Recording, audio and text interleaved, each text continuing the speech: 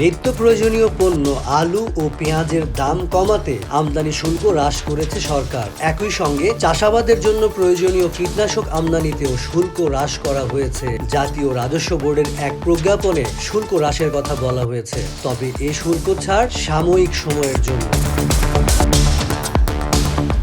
প্রজ্ঞাপনে বলা হয়েছে, আলু আমদানিতে বিদ্যমান 25% আমদানি শুল্ক কমিয়ে 15% নির্ধারণ করা হয়েছে।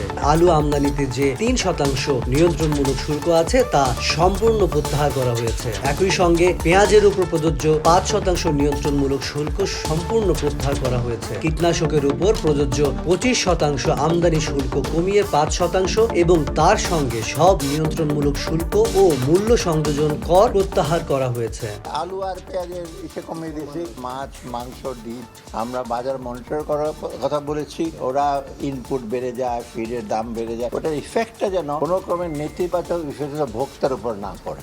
আলু ও পেঁয়াজের সিংহভাগ চাহিদা আভ্যন্তরীণ উৎপাদনের মাধ্যমে মেটানো হয়। আমদানি শুল্ক হার কম থাকলে দেশীয় উৎপাদকরা ক্ষতিগ্রস্ত হন। এই পরিস্থিতিতে কৃষকদের আলু ও পেঁয়াজ উৎপাদনে উৎসাহ দেয়া অব্যাহত রাখতে এই শুল্ক হ্রাস আগামী 30 নভেম্বর পর্যন্ত কার্যকর থাকবে।